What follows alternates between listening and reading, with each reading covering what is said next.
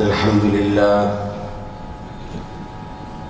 نحمده ونستعينه ونؤمن به ونتوكل عليه ونعوذ بالله من شرور أنفسنا ومن سيئات أعمالنا من يهده الله فلا مضل له ومن يضلل فلا هادي له ونشهد أن لا إله إلا الله ونشهد أن محمدًا عبده ورسوله أرسله بالهدى ودين الحق ليظهره على الدين كله ولو كره المشركون. اللهم صل على محمد وعلى آل محمد كما صليت على إبراهيم وعلى آل إبراهيم إنك حميد مجيد. اللهم بارك على محمد وعلى آل محمد كما باركت على إبراهيم وعلى آل إبراهيم إنك حميد مجيد. أما بعد فإن خير الحديث كتاب الله وخير الهدي هدي محمد صلى الله عليه وسلم وشر الأمور محدثاتها وكل محدثة بدعة وكل بدعة ضلالة. أيها الإخوان والأخوات أوصيكم وإياي أولا بتقوى الله. أعوذ بالله من الشيطان الرجيم. بسم الله الرحمن الرحيم. ومن أحسن دينا ممن أسلم وجهه لله وهو محسن واتبع ملة إبراهيم حنيفا واتخذ الله إبراهيم خليلا. പ്രിയപ്പെട്ട സത്യവിശ്വാസികളെ, വിശ്വാസിനികളെ, അല്ലാഹുവിൻ്റെ നിയമങ്ങളും അവൻ്റെ വിധി വിലക്കുകളുമെല്ലാം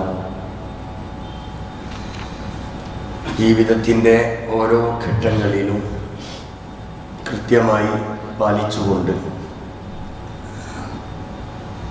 മുത്തഖികളായി മുഅ്മിനുകളായി ജീവിക്കണേ എന്ന്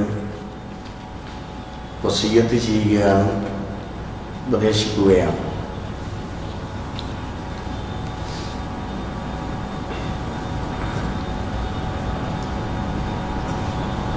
ഹിജറ കലണ്ടറിൽ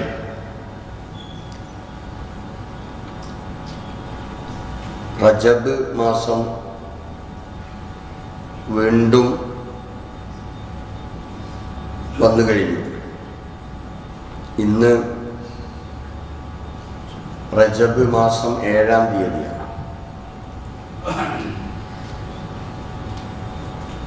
കാലത്തിൻ്റെ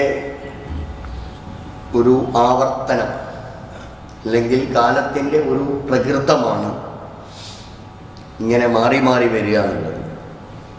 മാസങ്ങൾ മാറി വരും, ആഴ്ചകൾ ഇങ്ങനെ മാറി വരും.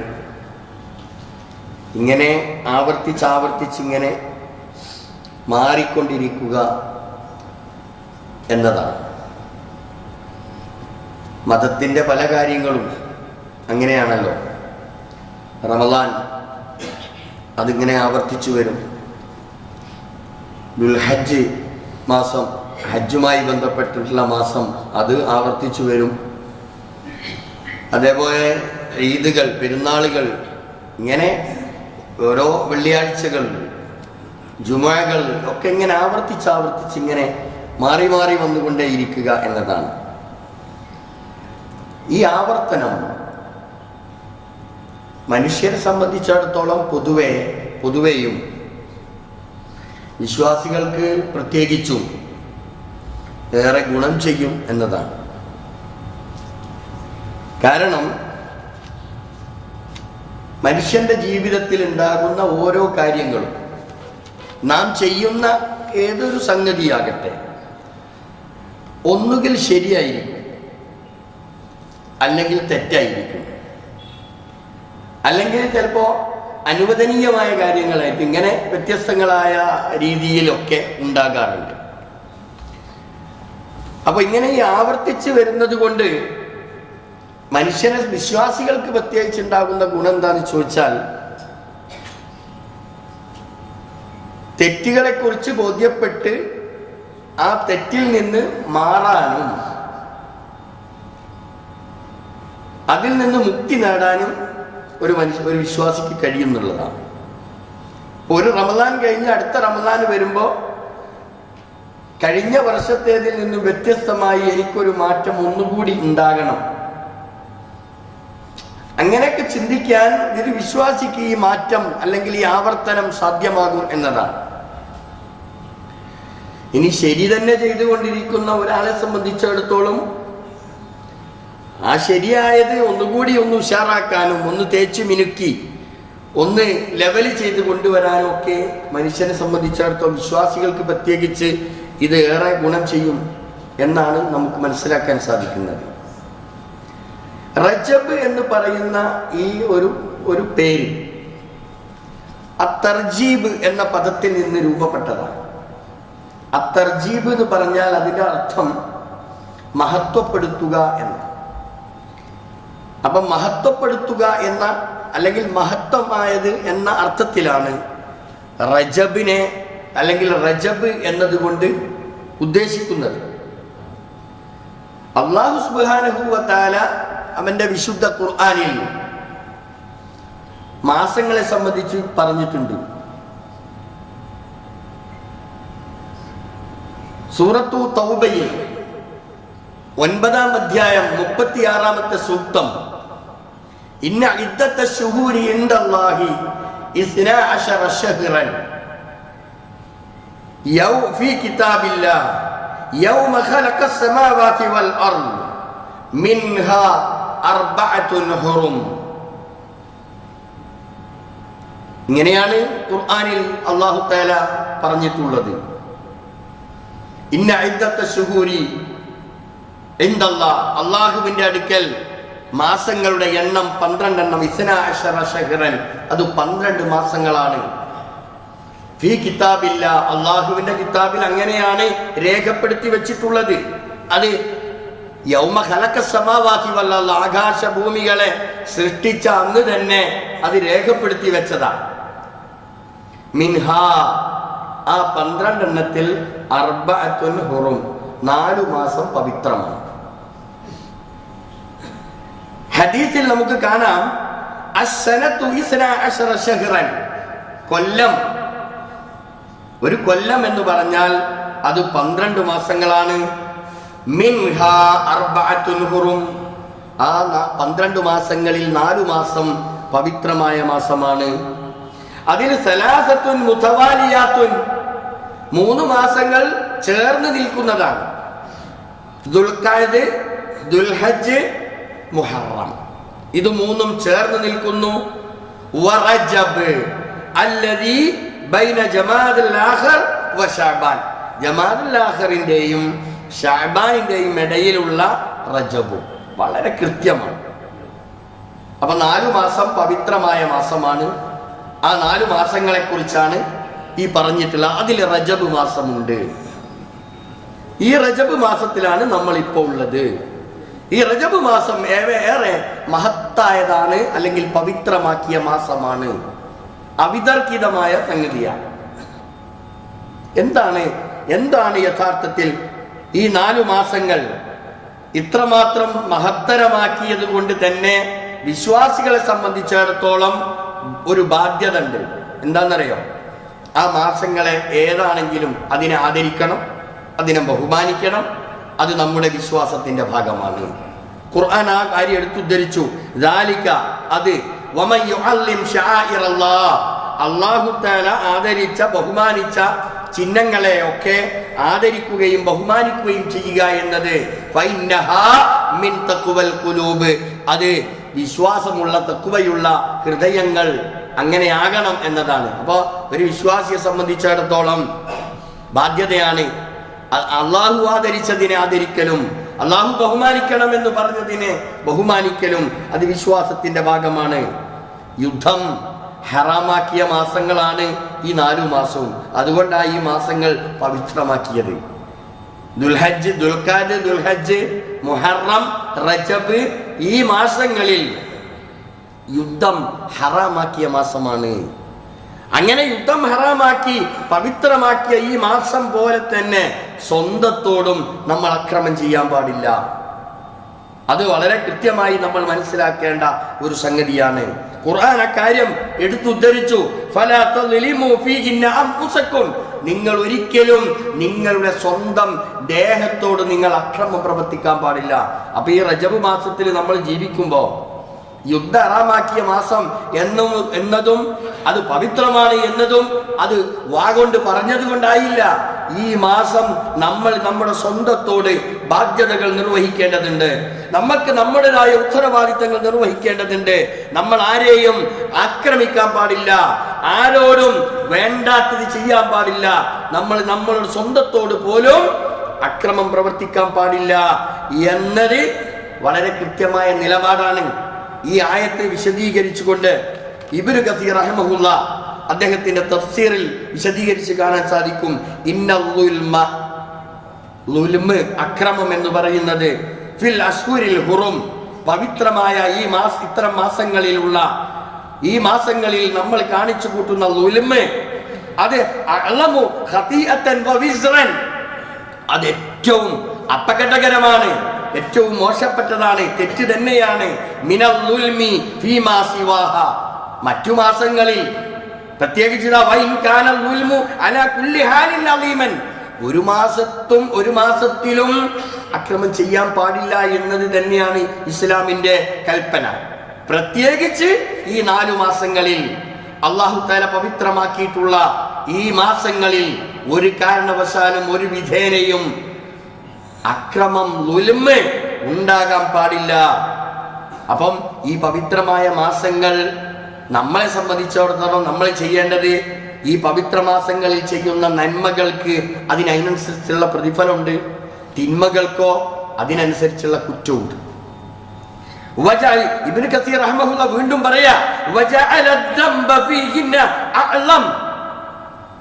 ആരെങ്കിലും പാപം ചെയ്താൽ, കുറ്റം ചെയ്തുവെങ്കിൽ ഈ മാസം അത് ഏറ്റവും അപകടകരമാണ്.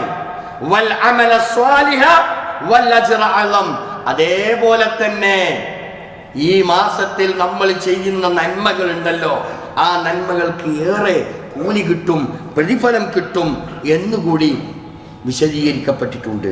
അപ്പം റജബ് മാസം പവിത്രമായ മാസമാണ്.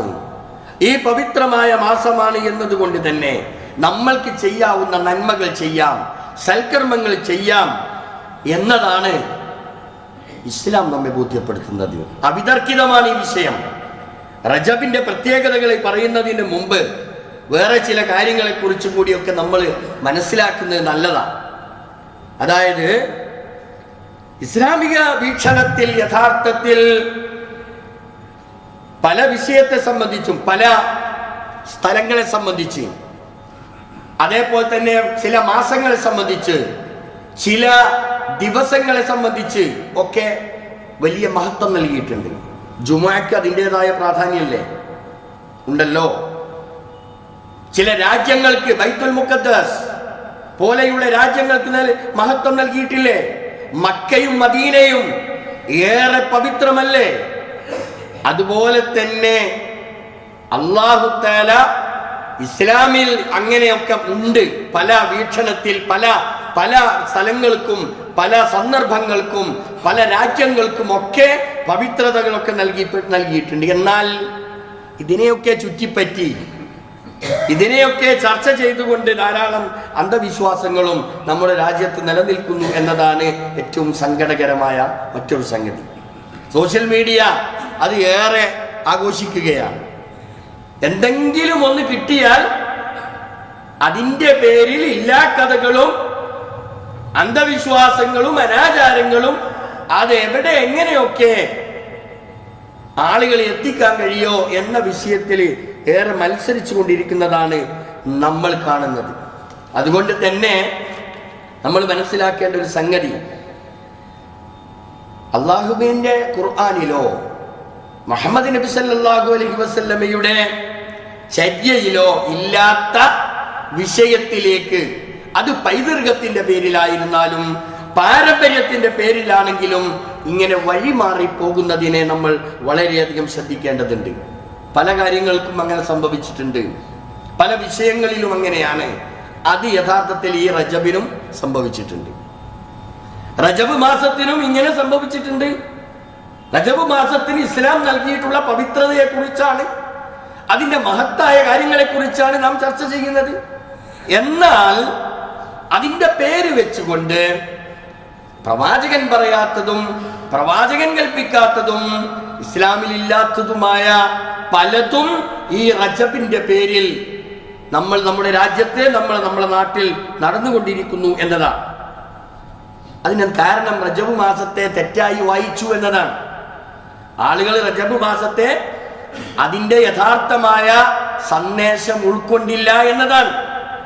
അതിനെ തെറ്റായി വ്യാഖ്യാനിക്കുകയും അല്ലെങ്കിൽ അങ്ങനെ മനസ്സിലാക്കുകയും ചെയ്തത് കൊണ്ട് പല വിചിത്രമായ ആചാരങ്ങളിലേക്കും അനുഷ്ഠാനങ്ങളിലേക്കും ഈ റജബ് എന്ന് പറയുന്ന മാസം വഴിമാറിപ്പോയി എന്നത് ഏറെ സങ്കടകരമാണ് എന്നർത്ഥം. എന്നാൽ റജബ് മാസം എന്ന് പറഞ്ഞാൽ അത് ശരിക്കും എന്താണ്?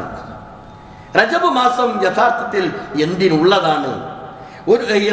ഓരോ റജബ് മാസവും കടന്നു വരുമ്പോൾ ഒരു വിശ്വാസിയെ സംബന്ധിച്ചിടത്തോളം ആ വിശ്വാസി എന്താ ചെയ്യേണ്ടത്? ഇത്രയല്ലേ നമ്മൾ മനസ്സിലാക്കേണ്ടത്. എന്താണ് റജബ്, എന്തിനാണ് റജബ്, എങ്ങനെയാണ് റജബ് ദിവസങ്ങളും അത് ആ റജബ് മാസം എങ്ങനെയാണ് നമ്മൾ ചെലവഴിക്കേണ്ടത്? ഇതിനെക്കുറിച്ചാണ് യഥാർത്ഥത്തിൽ നമ്മൾ മനസ്സിലാക്കേണ്ടത്. റജബിന്റെ സവിശേഷത പണ്ഡിതന്മാർ വിശദീകരിച്ചിട്ടുണ്ട്, അതിന്റെ പവിത്രതയെക്കുറിച്ച് പണ്ഡിതന്മാർ വിശദീകരിച്ചിട്ടുണ്ട്. നമുക്ക് കാണാം, ഖാല അബൂബക്കറുൽ ബൽഖി റഹിമഹുല്ലാഹ്, അദ്ദേഹം പറയാ, ഷഹ്റു റജബ്, റജബ് മാസം എന്ന് പറയുന്നത് ഷഹ്റു സർഇ, അത് കൃഷി ഇറക്കുന്ന മാസമാണ്. വശഅബാൻ, ശഅബാൻ എന്ന് പറഞ്ഞാൽ അത് ഷഹ്റുൻ സഖിയ്യു സർഇ, അത് നന്നായി അതിന് വെള്ളം കൊടുത്ത് അത് നനച്ച് അതിനെങ്ങനെ ഉഷാറാക്കി കൊണ്ടുവരേണ്ട മാസമാണ് ശഅബാൻ. വറമളാൻ, റമളാൻ എന്ന് പറഞ്ഞാൽ ഷഹ്റു ഹസാദി സർഇ, അത് കൃഷി അവിടെ നമ്മൾ കൊയ്തെടുക്കുന്ന നെല്ലാണെങ്കിൽ നെല്ല് കൊയ്തെടുക്കുന്ന കാലമാണ് ഏത്? റമളാൻ എന്ന് പറഞ്ഞാൽ. വീണ്ടും വഅൻഹു ഖാല, വീണ്ടും ഉദ്ധരിക്കപ്പെട്ടിട്ടുണ്ട്, മസലു ഷഹ്രി റജബ്, റജബ് മാസത്തിന്റെ ഉപമ അത് കരീഹ്, കാറ്റാണ്. വമസലു ശഅബാൻ, ശഅബാനിന്റെ ഉപമ മിസ്ലുൽ ഗൈബ്, അത് മഴമേഘമാണ്. വറമളാൻ മിസ്ലുൽ മത്തർ, അന്ന് മഴ പെയ്യണം. അങ്ങനെയാണ്. അപ്പൊ കൃഷി വിത്തിറക്കല് റജബിലാണ്, അത് ഉഷാറാക്കല് ശഅബാനിലാണ്, അത് കൊയ്തെടുക്കല് റമളാനില. ഇത്രേ റമളാൻ ഈ മാസങ്ങളെ കുറിച്ച് നമ്മൾ മനസ്സിലാക്കേണ്ടത്. അപ്പൊ ഇവിടെ നമ്മൾ മനസ്സിലാക്കേണ്ടത് റജബ് എന്ന് പറയുന്നത് ഒരു മുന്നൊരുക്കത്തിനുള്ള മാസമാണ്, ഒരു മുന്നൊരുക്കത്തിനുള്ള മാസമാണ് റജബ് എന്ന് പറയുന്നത്. റമളാനിലേക്ക് ഉള്ള ഒരു മുന്നൊരുക്കം, അതിന്റെ ആ മുന്നൊരുക്കത്തിന്റെ സാങ്കത്യം മനസ്സിലാക്കാൻ യഥാർത്ഥത്തിൽ റമളാൻ എന്താണെന്ന് നമ്മൾ ആദ്യം പഠിക്കണം. റമളാൻ എന്താണ് എന്ന് പഠിക്കുമ്പോഴാണ് ഈ റജബിന്റെ സാങ്കത്യം നമ്മൾക്ക് കൃത്യമായി മനസ്സിലാക്കുകയുള്ളൂ. നമുക്കറിയാം, റമളാൻ അത് നന്മയുടെ പൂക്കാലമാണ്. റമളാൻ അത് അള്ളാഹുവിലേക്ക് ഏറെ നമ്മളെ അടുപ്പിക്കുന്ന മാസമാണ്. നമ്മൾ ചെയ്യുന്ന എല്ലാ കർമ്മങ്ങൾക്കും അതിന് 700ഉം 70,000ഉം ഇരട്ടി പ്രതിഫലം കിട്ടുന്ന ഒരു മാസമാണ് റമളാൻ. അത് റമളാൻ തുടങ്ങിയോ ആദ്യത്തെ ദിവസം തന്നെ നമ്മൾ അതങ്ങ് റെഡിയാവുമോ? ഒരിക്കലും ഇല്ല. അപ്പൊ അതിന് നമ്മൾ എന്ത് ചെയ്യണം? നമ്മുടെ മനസ്സ് പാകപ്പെടുത്തിയെടുക്കേണ്ടതുണ്ട്. റമളാൻ വരുന്നതിന് മുമ്പേ തന്നെ നമ്മൾ മനസ്സ് പാകപ്പെടുത്തിയെടുക്കണം, മനസ്സിനെ കൃത്യമായി ശുദ്ധീകരിച്ചെടുക്കേണ്ടതുണ്ട്. അത് ഈ റജബ് മാസത്തിൽ നമ്മൾ ചെയ്യേണ്ടതാണ്. മനസ്സിനെ ശുദ്ധീകരിച്ചെടുത്തു കഴിഞ്ഞാൽ പിന്നെ നമ്മൾ ചെയ്യേണ്ടത് നമ്മുടെ ശരീരത്തെ ശുദ്ധീകരിക്കലാണ്. നമ്മുടെ ശരീരത്തെ ശുദ്ധീകരിക്കേണ്ടത് ശഅബാനിലാണ്. അത് കഴിഞ്ഞാൽ നമ്മൾ അങ്ങിറങ്ങുകയാണ് ഗോദയിലേക്ക്, നന്മയുടെ ഒരു കലവറയിലേക്ക് നമ്മൾ ഇറങ്ങുകയാണ്. അതാണ് റമളാൻ. അപ്പൊ റജബിൽ തുടങ്ങണം. റജബ് എന്ന് പറയുന്നത് നമ്മൾക്ക് ആഘോഷിക്കാനുള്ള ദിവസമല്ല. റജബ് എന്ന് പറയുന്നത് നമ്മൾ സ്വന്തത്തെ നമ്മൾ തയ്യാറെടുക്കാനുള്ള, റമളാനിലേക്കുള്ള ഒരു ഒരുക്കത്തിന് വേണ്ടി നമ്മൾ സ്വയം തയ്യാറാവുക എന്നതാണ് ഈ റജബിൽ നമ്മൾ ചെയ്യേണ്ടത്. അങ്ങനെ നമ്മുടെ മനസ്സിനെയും നമ്മുടെ ശരീരത്തെയും പാകപ്പെടുത്തിയെടുക്കാൻ ഈ റജബ് മാസം നമ്മൾക്ക് ഉപകാരമാകേണ്ടതുണ്ട്. അങ്ങനെ പരിശുദ്ധ ഇസ്ലാം നമ്മൾക്ക് കൃത്യമായി വിശദീകരിച്ച് തന്നിട്ടുള്ള എന്താണ് റജബ്, റജബിന്റെ പുണ്യം എന്താണ്, റജബിൽ നമ്മൾ ചെയ്യേണ്ടത് എന്താണ്, അക്കാര്യമാണ് ഇത്രയും ഞാൻ വിശദീകരിച്ചത്. ഇനി റജബിന്റെ പേരിൽ, റജബ് മാസത്തിന്റെ പേരിൽ ഇസ്ലാം പറയാത്ത, ഇസ്ലാം എവിടെയും സൂചിപ്പിച്ചിട്ടില്ലാത്ത, മുഹമ്മദ് റസൂലുള്ളാഹിയിൽ നിന്ന് എവിടെയും നമ്മൾക്ക് കാണാൻ കഴിയാത്ത പല വിഷയങ്ങളും സോഷ്യൽ മീഡിയയിലൂടെ മറ്റു കാര്യങ്ങളിലൂടെയൊക്കെ ചർച്ചകൾ ചെയ്യപ്പെടുന്നുണ്ട്. അതിൻ്റെ സത്യാസത്യങ്ങളെ കുറിച്ച് ഇൻഷാ അല്ലാഹ് അടുത്ത ഖുതുബകളിൽ നമ്മൾക്ക് അതിനെക്കുറിച്ച് കൂടി മനസ്സിലാക്കാൻ സാധിക്കുന്നതാണ് ഇൻഷാ അല്ലാഹ്. ഏതായിരുന്നാലും നമ്മെ സംബന്ധിച്ചിടത്തോളം നമ്മൾ ഒന്നൊരുങ്ങണം. ഏതൊരു വിഷയത്തിൽ നമ്മൾ ഒരുങ്ങേണ്ടതുണ്ടല്ലോ. പ്രത്യേകിച്ച് നമ്മൾ ഒരുങ്ങാനുള്ള സമയമാണ് ഇപ്പൊ നമ്മുടെ മുമ്പിൽ സമാഗതമായിട്ടുള്ളത്.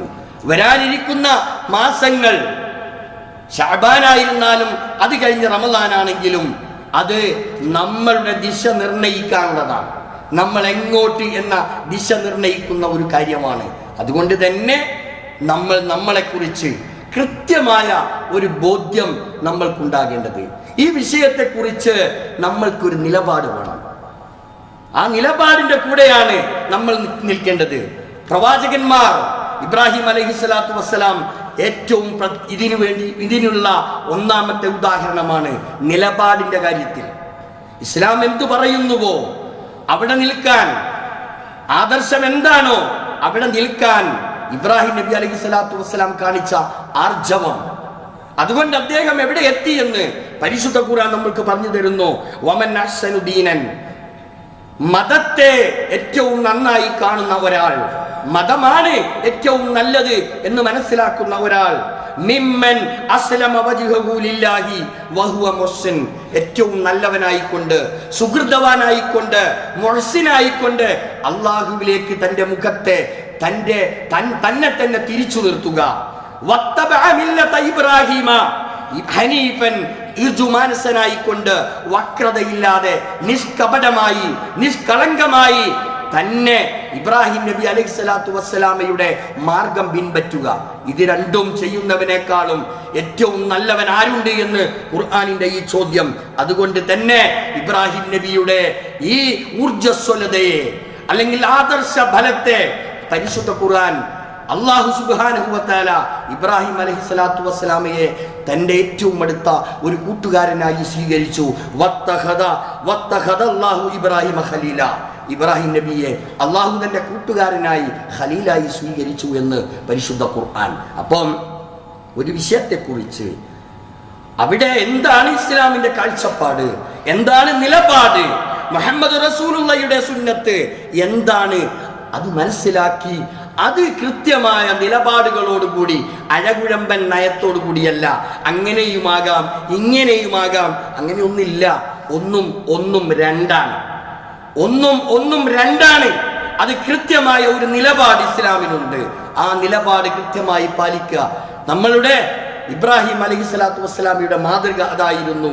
അത് മനസ്സിലാക്കിയിട്ടാണ് നമ്മൾ കൃത്യമായും വിഷയങ്ങൾ മനസ്സിലാക്കേണ്ടത്. മുഹമ്മദ് നബി പഠിപ്പിച്ച ദീൻ അത് മുഹമ്മദ് നബിയോട് കൂടി സല്ലല്ലാഹു അലൈഹി വസല്ലം അവസാനിച്ചു. അത് ഏൽപ്പിച്ചു തന്നു. അത് കൃത്യമായി നിർവഹിക്കാൻ നമ്മൾ തയ്യാറാവുക. വരുന്ന മാസങ്ങളിലേക്കുള്ള കൃത്യമായ ഒരു മുന്നൊരുക്കം നടത്താൻ അല്ലാഹു സുബ്ഹാനഹു വ തആല തൗഫീഖ് നൽകി അനുഗ്രഹിക്കുമാറാവട്ടെ.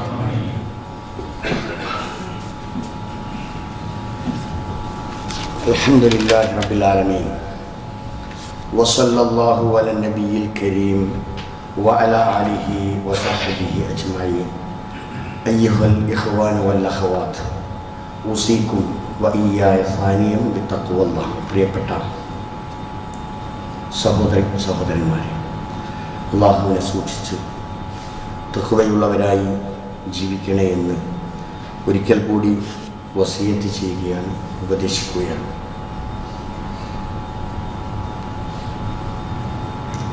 കഴിഞ്ഞ ദിവസം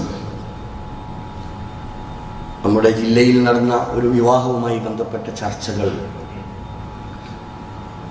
അരങ്ങ് തകർക്കുകയാണ്. സോഷ്യൽ മീഡിയകളിലും അതുപോലെ ഓരോരുത്തരും ഇങ്ങനെ പരസ്പരം സംസാരിച്ചു കൊണ്ടിരിക്കുകയാണ്. വിശദീകരിക്കേണ്ടതില്ലാത്ത വിധം എല്ലാവർക്കും അറിയാവുന്ന ഒരു സംഗതിയാണ്. ഇവിടെ ഒരു വിശ്വാസി എന്നുള്ള നിലയിൽ നമ്മൾ മനസ്സിലാക്കേണ്ടത് നിയമമല്ല, ഭൗതികമായ ഇവിടുത്തെ പോലീസ് സംവിധാനം ഇതൊന്നുമല്ല വിശ്വാസികളെ സംബന്ധിച്ചിടത്തോളം. ഇതിനേക്കാളും വലിയ നിയമം നമ്മുടെ മുമ്പിലുണ്ടല്ലോ. അപ്പം നമ്മൾ പേടിക്കേണ്ടത് ഇവിടുത്തെ സംവിധാനങ്ങളെ അല്ല, ഈ പോലീസ് സംവിധാനത്തെ ഒന്നുമല്ലല്ലോ നമ്മൾ പേടിക്കേണ്ടത്. നമ്മൾ പേടിക്കേണ്ടത് അള്ളാഹുവിൻ്റെ കോടതിയെക്കുറിച്ചാണ്. ഞാൻ നാളെ അള്ളാഹുവിൻ്റെ കോടതിയിൽ ഞാൻ എന്ത് സമാധാനം പറയും? ഞാൻ ഈ കാട്ടിക്കൂട്ടുന്ന കാര്യങ്ങൾക്ക്, ഞാൻ എൻ്റെ മകളുടെ, ഞാൻ എൻ്റെ മകൻ്റെ വിവാഹമെന്ന് പറയുന്നത് ഏറ്റവും പവിത്രമാണ്, ഏറ്റവും മനോഹരമാണ് എന്നൊക്കെയാണല്ലോ ഇസ്ലാം അതിനെക്കുറിച്ച് പറഞ്ഞിട്ടുള്ളത്. ഏറ്റവും മഹനീയമായ ഒരു കർമ്മത്തിന് സാക്ഷികളാകുന്നു. മാത്രമല്ല അവിടെ കൂടിയ ആളുകൾക്ക് വേണ്ടി അല്ലെങ്കിൽ ഈ വധൂവരന്മാർക്ക് വേണ്ടി നമ്മൾ പ്രാർത്ഥിക്കുന്ന ഒരു പ്രാർത്ഥനയുണ്ടല്ലോ, ബാറക്കല്ലാഹു ലക്കുമാ വബാറക അലൈക്കുമാ വജമഅ ബൈനക്കുമാ ഫീ ഖൈർ വആഫിയ എന്നൊക്കെ നമ്മൾ പ്രാർത്ഥിക്കുന്നത് ഈ വധൂവരന്മാർക്കും മറ്റുള്ളവർക്കും ഒക്കെ ബർക്കത്ത് കിട്ടാനാണ്. അപ്പം ഇന്നത്തെ ഇത്തരം ആർഭാടപരമായ ഇത്തരം വിവാഹങ്ങൾ, ഇത്തരം കർമ്മങ്ങൾക്ക് എങ്ങനെയാണ് ബർക്കത്ത് കിട്ടുക എന്നതിനെക്കുറിച്ച് നമ്മൾ ആലോചിക്കും. ഇത് കേവലം ഒരു ദിവസത്തേക്കുള്ള ഒരാഘോഷമാണ്, ഒരു റോഡ് ഷോ എങ്കിൽ അത് കേവലം മണിക്കൂറുകൾ കൊണ്ട് അവസാനിക്കുന്നതാണ്. ഈ റോഡ് ഷോ മണിക്കൂറുകൾ കൊണ്ട് അവസാനിക്കുന്നില്ല, ജീവിതാന്ത്യം വരെ ഷോ ചെയ്യേണ്ട ഒരു കർമ്മമാണല്ലോ ഈ വിവാഹം എന്ന് പറയുന്നത്. ഇതിങ്ങനെ ഇത്രമാത്രം 3-4 ദിവസം എന്തിനാണ്, ആർക്ക് വേണ്ടിയാണ്, എവിടെയാണ് നമ്മൾ ഈ പേര് കൊടുക്കേണ്ടത് അറിയില്ല, എവിടെയാണ് നമ്മൾ ഇത് രേഖപ്പെടുത്തി കൊടുക്കേണ്ടത് എന്നറിയുന്നില്ല, ആരുടെ മുമ്പിലാണ് ഈ പേര് കിട്ടേണ്ടത് എന്നറിയുന്നില്ല. ഓരോ ദിവസവും ഓരോ കല്യാണങ്ങൾ വരുമ്പോൾ പുതിയത് കയറി വരുന്നത്, കേക്ക് മുറിക്കൽ ഒരു ഭാഗത്ത്, മറ്റ് വ്യത്യസ്ത നിറങ്ങൾ നൽകിക്കൊണ്ടിരിക്കുന്ന കല്യാണങ്ങൾ വേറെ ഒരു ഭാഗത്ത്, ഡാൻസും കൂത്തും വേറെ ഒരു ഭാഗത്ത്, ആട്ടും പാട്ടും വേറെ ഒരു ഭാഗത്ത്. ഇതിനൊക്കെ പ്രത്യേക ദിവസങ്ങൾ. ആരെയും കുറ്റപ്പെടുത്തുകയോ ആരെയും വിമർശിക്കുകയോ അല്ല, ഞാൻ എൻ്റെ സ്വന്തത്തോടാണ് ഈ വിമർശനം. ഓരോരുത്തരും അവനവൻ്റെ സ്വന്തത്തോട് നടത്തേണ്ട ഒരു വിമർശനമായി നമ്മൾ ഇതിനെ കാണണം. നമ്മൾക്ക് സമാധാനം പറയണ്ടേ? ദുനിയാവ് മാത്രമേ ഉള്ളൂ എങ്കിൽ അങ്ങനെയാകാം, അല്ലല്ലോ. ഞാൻ പറയുന്നത് ഇസ്ലാമിൻ്റെ കാഴ്ചപ്പാട് എന്ന് പറയുന്നത്, ഇസ്ലാം വളരെ കൃത്യമായി അനാവശ്യമായ വിഷയങ്ങൾക്ക് ഇടപെടരുത് എന്നത് ഖുർആനിന്റെ കാഴ്ചപ്പാടാണ്. ഇവിടെ അനാവശ്യം എന്ന് പറയുന്നത് എന്താ? അത് ഞാൻ വിശദീകരിക്കണമെന്നില്ലല്ലോ, എല്ലാവർക്കും അറിയാവുന്ന കാര്യമാണ്. പക്ഷേ ഇവിടെ ഒരു കാര്യമുണ്ട്. നാളെ പരലോകത്ത് നമ്മൾ ഹാജരാക്കപ്പെടുമ്പോൾ ഖുർആൻ പറയുന്ന ഒരു കാര്യമുണ്ട്. അവിടെ യൗമ യഅല്ലു ളാലിമു അലാ യദൈഹി യഖൂലു യാ വൈലതാ ലൈതനി ലം അത്തഖിദു ഫുലാനൻ ഖലീല. നാളെ പരലോകത്ത് നമ്മൾ ഹാജരാക്കപ്പെടുമ്പോൾ നമ്മൾ സ്വയം വിലപിക്കുന്ന, വിരൽ സ്വന്തം കടിച്ചിട്ട് പറയുന്ന ഒരു കാര്യമുണ്ട്. ഞാനും നിങ്ങളും ഒക്കെ ആലോചിക്കേണ്ട ഒരു കേസാണ്. എന്താണെന്നറിയോ? ഇന്നാലിന്ന ചങ്ങാതിയുടെ കൂടെ നിന്നത് കൊണ്ടാണ് ഞാൻ ഈ ഒരു അവസ്ഥയിൽ അകപ്പെട്ടു പോയത് എന്ന് പറയുന്ന ഒരു വിലാപം. സ്വന്തം കൈവിരൽ കടിച്ചിട്ട് നാളെ അള്ളാന്റെ കോടതിയിൽ അള്ളാനോട് പറയാ, ഞാൻ ഇന്നവനെ സ്വീകരിച്ചു, ഇവൻ എന്നെ വിളിച്ചു കൊണ്ടുപോയത് കൊണ്ടാണ്. ഞാൻ ചോദിക്കട്ടെ, മേലേ തല ഒരു പരിപാടിക്ക് പങ്കെടുത്തില്ലെങ്കിൽ ഒരു ദിവസം നമ്മളോട് പറയും, നീ എൻ്റെ മംഗലത്തിന് വന്നില്ലല്ലേ, ശരി, ഒന്നും നടക്കാൻ പോകുന്നില്ല, അള്ളാന്റെ നിയമത്ത് ഈ കക്ഷിന്റെ കൂടെ ഉണ്ടാകും. ഇത് ഇസ്ലാം വെറുക്കപ്പെടുന്ന, ഇസ്ലാം അംഗീകരിക്കാത്ത മുഹമ്മദ് റസൂലുള്ള പഠിപ്പിക്കാത്ത ഒരു ചടങ്ങാണെങ്കിൽ ആ ചടങ്ങിൽ പങ്കെടുക്കാതിരിക്കുക എന്നത് തന്നെയാണ് ഇസ്ലാമിന്റെ കാഴ്ചപ്പാട്. അതിലൊരു സംശയവുമില്ല കാര്യത്തിൽ. നമ്മൾക്ക് അല്ലാഹു തആല നിഅമത്ത് ചെയ്തിട്ടുണ്ടെങ്കിൽ ആ നിഅമത്ത് വിനിയോഗിക്കാൻ കൂടി നമ്മൾ പഠിക്കണ്ടേ? അത് ആർഭാടപരമായി 3-4 ഒരാഴ്ചയും ആഘോഷിച്ച് തിമർത്താടി ഒരു മാമാങ്കം നടത്തി പിരിയുന്ന അവസ്ഥയിലേക്ക് നമ്മൾ നീങ്ങുന്നുവെങ്കിൽ ഏറെ അപകടകരമാണ്. അതിന്റെ പേരിൽ ഒന്നുമില്ല. 5-6 ഐറ്റം 10 ഐറ്റം ഭക്ഷണം കൊടുത്ത് അത് തിന്ന് വയറിളക്കി പോകുന്നല്ലാതെ ഏമ്പക്കെട്ട പോകുന്നല്ലാതെ വേറൊരു കഥയില്ല.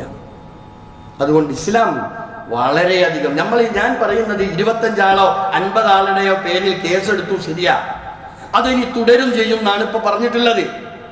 മഹല്ലടിസ്ഥാനത്തിൽ അതിശക്തമായ നിലപാട് ഈ വിഷയത്തിൽ ഇൻഷാ അല്ലാഹ് ഈ മഹല്ലിൽ ഇവിടെ ഈ പള്ളിയുമായി ബന്ധപ്പെട്ട് നടത്തപ്പെടുന്ന വിവാഹ കർമ്മങ്ങൾക്ക് വളരെ കൃത്യമായ നിലപാട് ഉണ്ടായിരിക്കും എന്ന് നമ്മൾ മനസ്സിലാക്കണം. അത് കൃത്യത പാലിച്ചെങ്കിൽ മാത്രമേ നമ്മൾക്ക് മുന്നോട്ട് പോകാൻ കഴിയൂ. ഭൗതികമായ കോടതിയിൽ ഏതായിരുന്നാലും കുടുങ്ങും. പക്ഷേ നാളെ പാരത്രിക ജീവിതം അതുകൂടി നഷ്ടപ്പെടുന്നിടത്തേക്കാണ് കാര്യങ്ങൾ നീങ്ങുന്നതെങ്കിൽ നമ്മൾ ആലോചിക്കണം. നമ്മൾ നമ്മുടെ മക്കൾക്ക് അനുഗ്രഹം ഉണ്ടാകട്ടെ എന്ന് പ്രാർത്ഥിച്ചുകൊണ്ട് പറഞ്ഞയക്കുന്ന ഒരു സംഗതി എവിടെയാ നമ്മൾക്ക് ബർക്കത്തുണ്ടാകുക? നമ്മൾക്കറിയോ, നമ്മൾ അല്ലെങ്കിൽ തന്നെ മുസ്ലിം ഉമ്മത്ത് ഏറെ പ്രയാസകരമായ അങ്ങേയറ്റം പ്രയാസകരമായ ഒരവസ്ഥയിലൂടെയാണ് നീങ്ങിക്കൊണ്ടിരിക്കുന്നത്. ഇവിടെ ജീവിക്കണോ ജീവിക്കണ്ടേ? നമ്മൾ നാളെ എന്ത് എന്ന ചോദ്യത്തിന്റെ മുമ്പിൽ മറുപടി പറയാൻ കഴിയാതിരിക്കുന്ന അതിദയനീയമായ ഒരു അവസ്ഥയിലാണ് നമ്മുടെ ഭരണകൂടം ഈ രൂപത്തിലേക്കാണ് നീക്കിക്കൊണ്ടിരിക്കുന്നത്. അതുകൊണ്ട് തന്നെ നമ്മുടെ നിലപാട് നേരെയായില്ലെങ്കിൽ അള്ളാഹുവിന്റെ സഹായം നമ്മൾക്ക് കിട്ടില്ല. അള്ളാഹിന്റെ സഹായം വേണോ? അള്ളാഹിനെ ഇഷ്ടപ്പെട്ട അടിമകളായി ജീവിക്കാൻ നമ്മൾ തയ്യാറാകണം. എല്ലാ മേഖലകളിലും അള്ളാഹു നമ്മെ അനുഗ്രഹിക്കുമാറാവട്ടെ. സത്യം മനസ്സിലാക്കി ജീവിക്കുന്ന യഥാർത്ഥ മുത്തഖികളിൽ മുഅ്മിനുകളിൽ അള്ളാഹു നമ്മയൊക്കെ ഉൾപ്പെടുത്തി അനുഗ്രഹിക്കുമാറാവട്ടെ.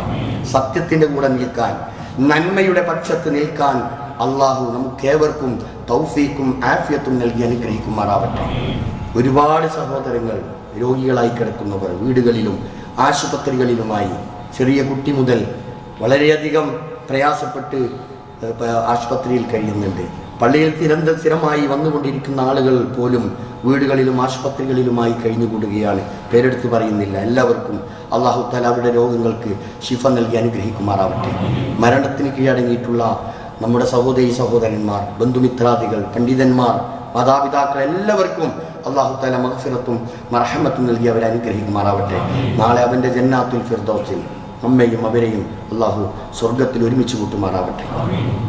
اللهم اغفر للمؤمنين والمؤمنات والمسلمين والمسلمات الأحياء منهم والأموات إنك مجيب الدعوات ويا قاضي الحاجات ربنا اغفر لنا ولإخواننا الذين سبقونا بالإيمان فلا تجعل في قلوبنا غلا للذين آمنوا ربنا إنك رؤوف رحيم اللهم أجرنا من النار اللهم أجرنا من النار اللهم أعز الإسلام والمسلمين وأذل الشرك والمشركين اللهم دمر أعداء الدين اللهم دمر أعداء الدين اللهم اجعلنا من المسلمين واجعلنا من المتقين واجعلنا من المخلصين ربنا آتنا في الدنيا حسنة